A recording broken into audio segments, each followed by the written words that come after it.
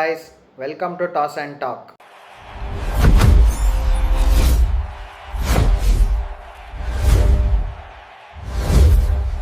Back to the channel RCB versus SRH post match analysis ಗೆ ಎಲ್ಲರಿಗೂ ಸ್ವಾಗತ. Dominate ಮಾಡಿದ್ರು RCB ಅವರು. SRH ಗೆ ಏನು ಮಾಡಬೇಕಂತಾನೆ ಗೊತ್ತಾಗಲಿಲ್ಲ. ಬ್ಯಾಟಿಂಗಲ್ಲಿ ಅಟ್ಲೀಸ್ಟು ಇಶಾನ್ ಕಿಶನ್ ಒಂದು ಬಿಗಿನಿಂಗ್ಸ್ ಆಡಿದ್ರು, ಬಟ್ ಬೌಲಿಂಗ್ ಅಂತ ಬಂದಾಗ ಒಬ್ಬರು ಪಾರ್ಟಿಗೆ ಬರಲೇ ಇಲ್ಲ. ಅನ್ಫಾರ್ಚುನೇಟ್ಲಿ ಇದು ಇಶಾನ್ ಕಿಶನ್ಗೆ ಬ್ಯಾಡ್ ಮೆಮೊರಿ ಅಂತಲೇ ಹೇಳಬೇಕು. ಯಾಕಂದರೆ ಫಸ್ಟ್ ಟೈಮ್ ಕ್ಯಾಪ್ಟನ್ ಮಾಡಿದ್ರು IPL ಅಲ್ಲಿ, ಬಟ್ ಅನ್ಫಾರ್ಚುನೇಟ್ಲಿ ಏನೂ ಮಾಡೋದಕ್ಕಾಗೋದಿಲ್ಲ. RCB ಅಂತ ಬಂದಾಗ ವಿರಾಟ್ ಕೊಹ್ಲಿ, ದೇವದತ್ ಪಡಿಕ್ಕಲ್ 4, ರಜತ್ ಪಟ್ಟಿದರ್ದು ಒಂದು ಸ್ಮಾಲ್ ಕ್ಯಾಮಿಯೋ, ಅದು ಅಗ್ರೆಸಿವ್ ಆಗೇ ಬಂತು. ಅದಾದಮೇಲೆ ಬೌಲಿಂಗ್ ಅಂತ ಬಂದಾಗ ಏನು ಗುರು ಜಾಕೋಬ್ ಡಫಿ ಮಾಡಿದ್ದು 3 ವಿಕೆಟು, 4 ಓವರಿಗೆ 22 run, 3 wicket. And Bhuvneshwar Kumar ಅಂತ ಬಂದಾಗಲೂ ಅಷ್ಟೇ ಎಕನಾಮಿಕಲಿ ತುಂಬ ಚೆನ್ನಾಗಿ ಮಾಡಿದ್ರು, ಅವ್ರಿಗೊಂದು ವಿಕೆಟ್ ಸಿಕ್ತು. Over all as a team RCB ಇವತ್ತು SRH ಅವ್ರನ್ನ ಡಾಮಿನೇಟ್ ಮಾಡಿದ್ದಾರೆ. ಅವ್ರಿಗೆ ಏನು ಮಾಡಬೇಕಂದ್ರೆ ನನಗೆ ಗೊತ್ತಾಗಲಿಲ್ಲ. ಹೇಳಿದ್ನಲ್ಲ ಸನ್ರೈಸರ್ಸ್ ಹೈದರಾಬಾದಿಗೆ ಇದು ತುಂಬ ವೀಕ್ ಬೌಲಿಂಗ್ ಅಟ್ಯಾಕ್ ಆಗೋಗ್ಬಿಡ್ತು. ಸೊ ಇವಾಗ ಮ್ಯಾಚ್ ಸ್ಟಾರ್ಟಿಂಗಿಂದ ಬಂದ್ಬೇಡ, ಟಾಸ್ ಗೆದ್ದುಬಿಟ್ಟು RCB ಅವರು ಬೌಲಿಂಗ್ ಚೂಸ್ ಮಾಡ್ತಾರೆ. ಸೊ ಸ್ಟಾರ್ಟಿಂಗಲ್ಲಿ ಫಸ್ಟು ಎಕ್ಸ್ಪೆಕ್ಟೇಷನ್ಸ್ ಇಟ್ಕೊಂಡಿರ್ತಾರೆ, ಅಟ್ಲೀಸ್ಟ್ ಅಭಿಷೇಕ್ ಶರ್ಮಾ ಇಲ್ಲ ಟ್ರಾವಿಸ್ ಹೆಡ್ಡಿಂದ ಅಟ್ಲೀಸ್ಟ್ ಯಾರಾದರೂ ಒಬ್ಬರಿಂದ ಆದರೂ ಬಂದೇ ಬರುತ್ತೆ ಅಂತ. ಬಟ್ ಅನ್ಫಾರ್ಚುನೇಟ್ಲಿ ಇಬ್ಬರು ಬೇಗ ಔಟ್ ಆಗೋಗ್ತಾರೆ. ಅಭಿಷೇಕ್ ಶರ್ಮಾ ಬ್ಯಾಟಿಂದ ಒಂದು 6 ಬರುತ್ತೆ, ಗುರು ಏನೋ ಬಂತು ಅಂತ ಅನ್ಕೊಂಡ್ಬಿಟ್ರೆ ಅನ್ಫಾರ್ಚುನೇಟ್ಲಿ ಅವ್ರು ಔಟ್ ಆಗೋದ್ರು. ಅವ್ರು ಪುವರ್ ಫಾರ್ಮಿನ ಕಂಟಿನ್ಯೂ ಆಗ್ತಾನೆ ಇದೆ ಅಷ್ಟೇ. ಯಾಕಂದರೆ T20 ವರ್ಲ್ಡ್ ಕಪ್ಪಲ್ಲೂ ಅಷ್ಟು ಚೆನ್ನಾಗಿ ಆಗಿರಲಿಲ್ಲ. ಫೈನಲ್ಸಲ್ಲಿ ಒಂದು 50 ಬಂದಿತ್ತು, ಬಟ್ ಇಲ್ಲಿ ಮತ್ತೆ ಅದೇ ಥರ ಔಟ್ ಆಗೋದ್ರು. ಅದಾದಮೇಲೆ ಟ್ರಾವಿಸ್ ಹೆಡ್ಡು ಬೇಗ ಔಟ್ ಆಗೋಗ್ತಾರೆ.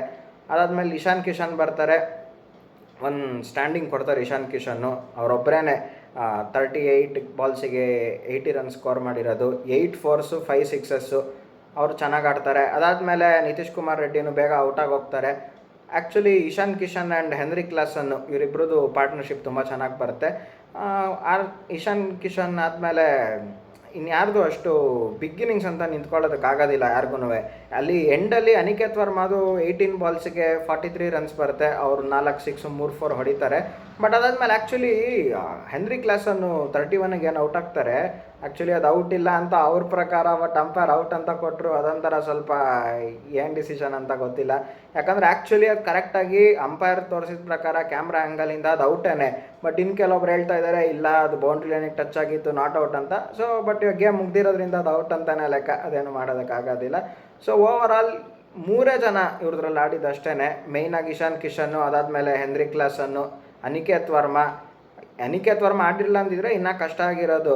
ಆ್ಯಂಡ್ ಇವ್ರದ್ದು ಅಷ್ಟೇ, ಇಶಾನ್ ಕಿಶನ್ನು ಅಷ್ಟೇ. ಸೊ ಇವರಿಬ್ಬರಿಗೆ 100% ಕ್ರೆಡಿಟ್ಸ್ ಕೊಡಲೇಬೇಕು. ಹೆಂಗೋ ಒಂದು 200+ ಸ್ಕೋರ್ನ ದಾಟಿಸ್ತಾರೆ ಅದಾದಮೇಲೆ. ಸೊ ನೆಕ್ಸ್ಟು RCB ಬೌಲಿಂಗ್ ಬಗ್ಗೆ ಮಾತಾಡೋಂಗಿದ್ರೆ ಎಲ್ಲರೂ ಚೆನ್ನಾಗಿ ಮಾಡಿದ್ರು ಗುರು. ಆ್ಯಕ್ಚುಲಿ ಇವಾಗ ಸ್ವಲ್ಪ ಜನ ಹೇಳ್ಬೋದು ಗುರು ಕೃಣಾಲ್ ಪಾಂಡ್ಯ, ಸುಯಾಶ್ ಶರ್ಮಾ ಎಲ್ಲ ಕಾಸ್ಟ್ಲಿ ಆಗೋದ್ರು ಅಂತ. ಬಟ್ ಇಲ್ಲ, ಆ್ಯಕ್ಚುಲಿ ನಾನು ಪ್ರಿವ್ಯೂದಲ್ಲ ಹೇಳಿದ್ನಲ್ಲ, ಚಿನ್ನಸ್ವಾಮಿ ವಿಕೆಟ್ ಅಂತ ಬಂದಾಗ ಸ್ಪಿನ್ನರ್ಸ್ ಕಾಸ್ಟ್ಲಿ ಆಗೇ ಆಗ್ತಾರೆ, ಅಷ್ಟೊಂದು ವಿಕೆಟ್ಸ್ ಬೀಳೋದಿಲ್ಲ. ಬಟ್ ಪೇಸರ್ಸ್ಗೇ ವಿಕೆಟ್ಸ್ ಜಾಸ್ತಿ ಬೀಳೋದು ಅಂತ. ಬಟ್ ಆ್ಯಕ್ಚುಲಿ ಏನಾಯಿತು ಅಂದರೆ ಫಸ್ಟು 5 ಓವರ್ ತುಂಬ ಚೆನ್ನಾಗಿ ಮಾಡಿದ್ರು. ಭುವನೇಶ್ವರ್ ಕುಮಾರು, ಜಾಕೋಬ್ ಡಫಿ ಇಬ್ಬರು ಸೇರಿಕೊಂಡು. SRHಗೆ ಸ್ವಲ್ಪ ಮೊಮೆಂಟಮ್ ಬಂದುಬಿಡ್ತು ಅಂದರೆ ಅಭಿನಂದನ್ ಸಿಂಗು ಅವರು 6th ಓವರ್ ಬಂದು ಬೌಲಿಂಗ್ ಮಾಡಿದಾಗ ಅಲ್ಲಿ ಸ್ವಲ್ಪ ರನ್ಸ್ ಲೀಕ್ ಆಗೋಯ್ತು ಅವ್ರಿಗೆ. ಅದಕ್ಕೇ ಪವರ್ ಪ್ಲೇಯಲ್ಲಿ 49 ರನ್ಸ್ ಬಂದ್ಬಿಡೋದಿಲ್ಲ ಅಂದ್ರೆ ಅವ್ರಿಗೆ ಅಷ್ಟು ಬರ್ತಾ ಇರಲಿಲ್ಲ. ಅದಾದಮೇಲೆ ರಮಾರಿಯೋ ಶೆಪರ್ಡ್ ಓವರಲ್ಲೂ ಸ್ವಲ್ಪ ಮೊಮೆಂಟಮ್ ಸಿಕ್ಕಂಗಾಗುತ್ತೆ. ಅಂದರೆ ಮಿಡಲ್ ಓವರ್ಸಲ್ಲೂ ಅಷ್ಟೇ ಆ್ಯಂಡ್ ಡೆತ್ತಲ್ಲೂ ಅಷ್ಟೇ ಶೆಪರ್ಡ್ಗೆ ಹೊಡಿತಾರೆ. ಅಂದರೆ ಇಶಾನ್ ಕಿಶನ್ನು ಸ್ಟಾರ್ಟಿಂಗಲ್ಲಿ ಹೊಡೆದಿರ್ತಾರೆ, ಅದಾದಮೇಲೆ ಲಾಸ್ಟಲ್ಲಿ ಅನಿಕೇತ್ ವರ್ಮಾ ಮಾಡ್ತಿರ್ತಾರಲ್ಲ ಅವರು ಹೊಡಿತಾರೆ ಸ್ವಲ್ಪ ಶೆಪರ್ಡ್ಗೆ. ಬಟ್ ಅದನ್ನು ಬಿಟ್ಟರೆ ಆ್ಯಕ್ಚುಲಿ ಇಲ್ಲಿ ಶೆಪರ್ಡ್ಗೂ ವಿಕೆಟ್ಸ್ ಕಾಲಮಲ್ಲಿ 3 ವಿಕೆಟ್ ಅಂತ ಇದೆ. ಬಟ್ಟು ಹೆಂಗಂದರೆ ಇವರು ಒಂದು 50+ ರನ್ಸ್ ಕನ್ಸಿಡರ್ ಮಾಡಿದ್ರು, ಸ್ವಲ್ಪ ಕಾಸ್ಟ್ಲಿನೇ. ಬಟ್ ಇವ್ರಿಗೆ ಡೆತ್ತಲ್ಲಿ ಬೇರೆ ಆಪ್ಷನ್ ಇರಲಿಲ್ಲ. ಯಾಕಂದರೆ ಜಾಕೋಬ್ ಡಫಿನ 4 ಓವರ್ ಮುಗಿಸ್ಬಿಟ್ಟು ಒಳಗೆ ಕಳಿಸ್ಬಿಟ್ರು, ಬಿಡು ಗುರು ಇಂಪ್ಯಾಕ್ಟ್ ಪ್ಲೇಯರ್ ಆಗಿ ಪಡಿಕಲ್ ಬರಲಿ ಅಂತ. ಅದಾದಮೇಲೆ ನೀವು ಬೇರೆ ಆಪ್ಷನ್ ಇರಲಿಲ್ಲ. ಸೊ ಡೆತ್ತಲ್ಲಿ ಇವ್ರಿಗೆ ಭುವನೇಶ್ವರ್ ಕುಮಾರ್ ಜೊತೆಗೆ ಶೆಪರ್ಡ್ ಮಾಡಲೇಬೇಕಿತ್ತು. ಆ್ಯಂಡ್ ಅಭಿನಂದನ್ ಸಿಂಗ್ ಮೇಲೆ ಟ್ರಸ್ಟ್ ತೋರಿಸಿದ್ರು, ಬಟ್ ಅವ್ರು ಕರೆಕ್ಟಾಗಿರೋ ಲೈನ್ ಆ್ಯಂಡ್ ಲೆಂತ್ ಹಾಕಲಿಲ್ಲ. ಅಟ್ಲೀಸ್ಟ್ ಇವರು ಡಫಿ, ಭುವನೇಶ್ವರ್ ಕುಮಾರು ಇವ್ರನ್ನ ಫಾಲೋ ಮಾಡ್ಕೊಂಡು ಸ್ವಲ್ಪ ಲೆಂತ್ ಹಾಕಿದರೆ ಮೇ ಬಿ ಹೆಲ್ಪ್ ಆಗಿರೋದು. ಅಂದರೆ ಇನ್ನೂ ಫಸ್ಟ್ ಮ್ಯಾಚು ಏನೂ ಅಷ್ಟು ಪ್ರೆಷರಾಗಿ ಹೇಳೋದಕ್ಕಾಗೋದಿಲ್ಲ. ಬಟ್ ಇರೋದ್ರಲ್ಲಿ ಚೆನ್ನಾಗಿ ಮಾಡಿದ್ರು ಅವರು ಅಷ್ಟೇ. ಬಟ್ ನನಗೆ ಒಂದು ಸರ್ಪ್ರೈಸಿಂಗ್ ಏನನ್ನಿಸ್ತು ಅಂದರೆ ಇವರು ಅಭಿನಂದನ್ ಸಿಂಗ್ ಬದಲು ಮಂಗೇಶ್ ಯಾದವ್ನ ಆಡಿಸ್ತಾರಂತ ನಾನು ಅಂದ್ಕೊಂಡಿದ್ದೆ. ಅದೊಂಥರ ಇದು ಅನ್ಎಕ್ಸ್ಪೆಕ್ಟೆಡ್ ಡೆಬ್ಯೂ ಅಭಿನಂದನ್ ಸಿಂಗ್ಗೆ. ಸೊ ಚೆನ್ನಾಗಿ ಮಾಡಿದ್ರು, ಓಕೆ ಪರವಾಗಿಲ್ಲ ಅಷ್ಟೇ. ಓವರಾಲ್ ಬೌಲಿಂಗ್ ಅಂತ ಬಂದಾಗ ನನ್ನ ಪ್ರಕಾರ ಈ ವಿಕೆಟಲ್ಲಿ ಕೃಣಾಲ್ ಪಾಂಡ್ಯ ಆ್ಯಂಡ್ ಶೆಪರ್ಡ್ ಸ್ವಲ್ಪ ಕಾಸ್ಟ್ಲಿ ಆದರೂ ಅಷ್ಟು ಬಿಟ್ಟರೆ ಇನ್ನು ಮಿಗ್ದವರೆಲ್ಲ ಎಕನಾಮಿಕಲಿ ಒಂದು ರೇಂಜ್ ಚೆನ್ನಾಗಿ ಮಾಡಿದ್ದಾರೆ, ಯಾಕಂದರೆ ಪಿಚ್ ಆ ಥರ ಇರೋದ್ರಿಂದ. ಸೊ ಅದಾದಮೇಲೆ ನೆಕ್ಸ್ಟು ಚೇಸ್ ಮಾಡೋಕ್ಕಂತ ಬರ್ತಾರೆ ರಾಯಲ್ ಚಾಲೆಂಜರ್ಸ್ ಬೆಂಗಳೂರು. ಸೂಪರಾಗಿ ಆಡ್ತಾರೆ, ಏನು ಗುರು. ಆ್ಯಕ್ಚುಲಿ ಇವರು ನಿತೀಶ್ ಕುಮಾರ್ ರೆಡ್ಡಿ ಜೊತೆ ಬೌಲಿಂಗ್ ಓಪನ್ ಮಾಡಿಸ್ತಾರೆ SRH ಅವರು. ಫಸ್ಟ್ ಓವರ್ ಸ್ವಲ್ಪ ಇರೋದ್ರಲ್ಲಿ ಬೌಲಿಂಗ್ ಮಾಡ್ತಾರೆ, ಓಕೆ ಒಂದು ರೇಂಜಿಗೆ ಅಂತ ಅನ್ಸ್ಬೋದು. ಅದಾದಮೇಲೆ ಶುರು ಮಾಡ್ಕೋತಾರೆ ಈ ಕಡೆ ಸಾಲ್ಟ್ ಬೇಗ ಔಟ್ ಆಗೋಗ್ಬಿಡ್ತಾರೆ. ಬಟ್ ಅದಾದಮೇಲೆ ಗುರು ಏನು ಗುರು ಪಡಿಕಲ್ ಆಡಿದ್ದು, ಯಪ್ಪ ಒಳ್ಳೆ ನನಗೆ ಆನ್ಸರ್ ಮಾಡ್ದಂಗಿತ್ತು. ಯಾಪ ಪ್ರಿವ್ಯೂದಲ್ಲಿ ನನ್ನ ಬೇಡ ಅಂತ ನಿನಗೆ ಜಾಕಪ್ ಬೆತ್ತಲ್ ಬೇಕಾ ನೋಡು ನಾನು ಏನಂತ ತೋರಿಸ್ತೀನಿ ಅನ್ನಂಗೆ ಆಡಂಗಿತ್ತು. ಸೂಪರಾಗಿತ್ತು ಗುರು ಪಡಿಕಲ್ ನಾಕ್ ಅಂತುವೆ. 26 ಬಾಲಿಗೆ 61 ರನ್ನು, 7 4 4 6. ಸೂಪರಾಗಿ ಆಡಿದ್ರು ದೇವದತ್ ಪಡಿಕಲ್ಲು. ಅದಾದಮೇಲೆ ಇವ್ರಿಗೆ ಇನ್ನೊಂದು ಮೇನ್ ಏನಾಗೋಯ್ತು ಅಂದರೆ ಪವರ್ ಪ್ಲೇನಲ್ಲೇ ಗೊತ್ತಾಗೋಯ್ತು, ಇಲ್ಲ ಗುರು RCBನೇ ಗೆಲ್ಲೋದು ಅಂತ. ಯಾಕಂದರೆ ಪವರ್ ಪ್ಲೇನಲ್ಲೇ 76 ರನ್ಸು. ಅದಾದಮೇಲೆ ಇನ್ನೇನು ಗುರು, ಇನ್ನೇನು ಹೇಳೋಕ್ಕೆ ಇಲ್ಲ ಮ್ಯಾಚಲ್ಲಿ. ಆಲ್ಮೋಸ್ಟ್ ಮ್ಯಾಚ್ ಅಲ್ಲೇ ಕೈ ಬಿಟ್ಟು ಹೋದಂಗಿತ್ತು SRHಗೆ. ಆ್ಯಂಡ್ ಇಶಾನ್ ಕಿಶನ್ಗೆ ಏನು ಮಾಡಬೇಕಂತಲೇ ಗೊತ್ತಾಗ್ತಾ ಇರಲಿಲ್ಲ. ಅದಕ್ಕೆ ನಾನು ಪ್ರಿವ್ಯೂದಲ್ಲೇ ಹೇಳಿದ್ದೆ ಏನಂದರೆ, ಇವಾಗ ಟೆಕ್ನಿಕಲಿ ಸ್ಟೇಡಿಯಮಲ್ಲಿ ಆಡೋದು ತುಂಬ ಇಂಪಾರ್ಟೆಂಟು. ಎಲ್ಲರೂ ಬಂದುಬಿಟ್ಟು ಬೀಸ್ತೀನಿ ಅಂದ್ರೆ ಆಗಲ್ಲ. ಇವಾಗ SRH ಕೇಳ್ಬೋದು ಏನು ಗುರು 202 ಕಮ್ಮಿ ಸ್ಕೋರ ಅಂತ, ಬಟ್ ಇಲ್ಲ. ಬಟ್ಟು ಬೌಲಿಂಗ್ ವೀಕ್ ಇರೋದಕ್ಕೆ ಇವ್ರು ಇನ್ನೂ ಒಂದು 35-40 ರನ್ ಎಕ್ಸ್ಟ್ರಾ ಹೊಡಿಲೇಬೇಕಿತ್ತು.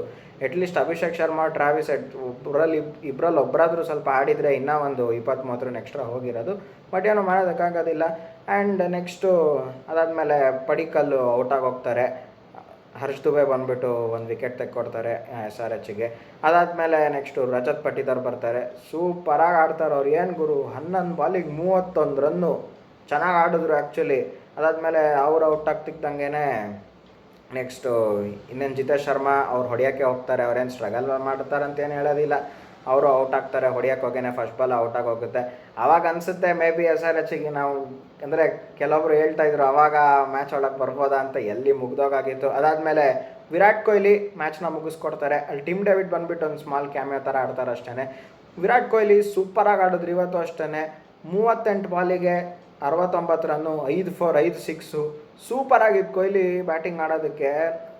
ಏನು ಗುರು 6ನೇ ಓವರಲ್ಲೇನೋ ಅನಿಸುತ್ತೆ ಒಂದು 6 ಹೊಡಿತಾರೆ ಸ್ಟ್ರೈಟ್ ಡ್ರೈವ್ ಥರದಲ್ಲಿ. ಸೂಪರಾಗಿತ್ತು ಅವ್ರ ಶಾರ್ಟ್ಸ್ ನೋಡೋದಕ್ಕೆ. ಹಿಂಗೆ ಆಡ್ತಾರೆ ವಿರಾಟ್ ಕೊಹ್ಲಿ ಅವ್ರು ಈಗಲೂ. ಅವ್ರು ಇನ್ನೂ ಒಂದು 6-7 ವರ್ಷ ಕ್ರಿಕೆಟ್ ಆಡಿದ್ರು ಇದೇ ಥರ ಫಿಟ್ನೆಸ್ ಮೇಂಟೈನ್ ಮಾಡ್ತಾರೆ ಅನಿಸುತ್ತೆ. ತುಂಬ ಎಂಟರ್ಟೈನಿಂಗ್ ಆಗಿತ್ತು ಇನ್ನಿಂಗ್ಸು. ಆ್ಯಕ್ಚುಲಿ ಇವ್ರು ಕ್ಯಾಚ್ ಹೆನ್ರಿ ಕ್ಲಾಸನ್ ಬಿಟ್ಬಿಡ್ತಾರೆ 27 ರನ್ನಲ್ಲಿ ಇರಬೇಕಂದ್ರೆ. ಅಲ್ಲೇ ಏನು ಗುರು ವಿರಾಟ್ ಕೊಹ್ಲಿ ಕ್ಯಾಚ್ ಎಲ್ಲ ಬಿಟ್ಟರೆ ತುಂಬ ಕಷ್ಟ, ಏನು ಮಾಡೋದಕ್ಕಾಗೋದಿಲ್ಲ. ಆ್ಯಂಡ್ ಇಶಾನ್ ಕಿಶನ್ ಕೀಪಿಂಗು ಅಷ್ಟೇ ಗುರು, ಆ ಸ್ಟ್ಯಾಂಡರ್ಡಿಗೆ ಏನು ಇರಲಿಲ್ಲ. ಸಿಕ್ಕಾಪಟ್ಟೆ ಗೋಲುಗಳು ಬಿಟ್ಟರು. ಸೊ ಅದೇನು ಮಾಡೋದಕ್ಕಾಗೋದಿಲ್ಲ. ಬಟ್ಟು SRH ಬೌಲಿಂಗಲ್ಲಿ ಒಬ್ಬರು ಪಾರ್ಟಿಗೆ ಬರಲೇ ಇಲ್ಲ ಗುರು. ಅದ್ಯಾರೋ ಪೇಯ್ನ್ ಅನ್ನೋರನ್ನ ಇಂಗ್ಲೆಂಡ್ ಇವ್ರನ್ನ ಡೆಬ್ಯೂ ಮಾಡಿಸಿರ್ತಾರೆ. ಆ್ಯಕ್ಚುಲಿ ನಂಗೆ ಇದು ಒಂದು ಸರ್ಪ್ರೈಸು. ನಾನು ಆ್ಯಕ್ಚುಲಿ ಇವ್ರು ಜೈದೇವ್ ಉನ್ನಡ್ಕಟ್ಟಿಗಿಂತನೂ ಓಂಕಾರ್ ತರ್ಮಾಲೆ, ಇಲ್ಲಾಂದರೆ ಶಿವಮ್ ಅವಿ, ಇಲ್ಲಾಂದರೆ ಬ್ರೈಡನ್ ಕಾರ್ಸು ಆ ಪೇಯ್ನ್ ಬದಲು ಆ ಥರ ಅಂತೆಲ್ಲ ಅಂದ್ಕೊಂಡಿದ್ದೆ. ಬಟ್ಟು ಇದೊಂಥರ ಡಿಫ್ರೆಂಟ್ ಬೌಲಿಂಗ್ ಲೈನಪ್ಪಲ್ಲಿ ಹೋದ್ರೆ. ಆ್ಯಂಡ್ ಇಶಾನ್ ಮಲಿಂಗ್ ನಾನು ಯಾಕೆ ಆಡಿಸೋದಿದ್ದ ನಂಗೆ ಗೊತ್ತಿಲ್ಲ ಆ್ಯಕ್ಚುಲಿ. ಏನಕ್ಕಂದರೆ ಇವ್ರು ಇನ್ನೂ ಫಿಟ್ನೆಸ್ ಬಂದಿಲ್ಲ, ಇನ್ನೂ ಅವರಿಗೆ ಕಂಪ್ಲೀಟಾಗಿ ಇನ್ನೂ ಕಷ್ಟಪಡ್ತಾ ಇದ್ದಾರೆ. ಇವ್ರೇನು SRH ಅವ್ರು ಹಾಕಿರೋದು 17-18 ವೈಡ್ ಅನಿಸುತ್ತೆ ಸಮಥಿಂಗು, ಅಷ್ಟು ಇದು. ಬಟ್ ಏನು ಮಾಡೋದಕ್ಕಾಗೋದಿಲ್ಲ, ಅನ್ಫಾರ್ಚುನೇಟ್ಲಿ ಸೋತರು ಇವತ್ತು. ಒಂಥರ ಬ್ಯಾಡ್ ಮೆಮೊರಿ ಇಶಾನ್ ಕಿಶನ್ಗೆ. RCB ಎಲ್ಲ ಇನ್ನಿಂಗ್ಸ್ ಮೆಚ್ಕೊಳ್ಳೇಬೇಕು. ಫುಲ್ ತುಂಬ ಚೆನ್ನಾಗಿ ಆಡಿದ್ರು. ಬ್ಯಾಟಿಂಗ್ ಇರ್ಬೋದು, ಬೌಲಿಂಗ್ ಒಂಥರ ಪ್ಲ್ಯಾನ್ಸ್ ಮುಖಾಂತರ ಬಂದರು ಇವತ್ತು. ಪವರ್ ಪ್ಲೇಲಿ ಕರೆಕ್ಟಾಗಿ ಅಭಿನಂದನ್ ಸಿಂಗ್ ಓವರ್ ಬಿಟ್ಟರೆ ಇನ್ನು ಮಿಕ್ಕಿದ್ದು ಎಲ್ಲರೂ ಚೆನ್ನಾಗಿ ಮಾಡಿದ್ರು. ಒಂದು ವಿಡ್ತು ಕೊಡ್ತಾ ಇರಲಿಲ್ಲ. ಆ್ಯಂಡ್ ಸ್ಟಂಪ್ ಮೇಲೆ ಇರ್ತಾಯಿತ್ತು, ಟೈಟ್ ಲೆನ್ಸು, ಅಷ್ಟು ಈಸಿಯಾಗಿ ಹೊಡೆಯೋಕ್ಕೂ ಬಿಡ್ತಾ ಇರಲಿಲ್ಲ. ಓವರಾಲ್ RCB ಕ್ರೆಡಿಟ್ಸ್ ಕೊಡಲೇಬೇಕು. ಇದಿಷ್ಟಾಗಿತ್ತು RCB versus SRH post match analysis. Video ನಿಮ್ಗೆ ಏನಾದರೂ ಇಷ್ಟ ಆಗಿದರೆ ಲೈಕ್ ಮಾಡಿ, ಶೇರ್ ಮಾಡಿ, ಸಬ್ಸ್ಕ್ರೈಬ್ ಮಾಡಿ. ಆ್ಯಂಡ್ ನಾಳೆ ಮ್ಯಾಚದು Mumbai Indians versus Kolkata Knight Riders pre match analysis ಮಾಡಿದ್ದೀನಿ. ಆ ವಿಡಿಯೋ ಇನ್ನಾರಾದರೂ ನೋಡಿಲ್ಲ ಅಂದರೆ ಡಿಸ್ಕ್ರಿಪ್ಷನ್ನಲ್ಲಿ ಲಿಂಕ್ ಕೊಟ್ಟಿರ್ತೀನಿ, ಸೊ ನೀವು ಹೋಗ್ಬಿಟ್ಟು ಚೆಕ್ ಮಾಡ್ಕೊಂಬರ್ಬೋದು. ಸೊ ಇದಿಷ್ಟಾಗಿತ್ತು ವಿಡಿಯೋ. ಸಿಗೋಣ ಮುಂದಿನ ವಿಡಿಯೋದಲ್ಲಿ. Thank you.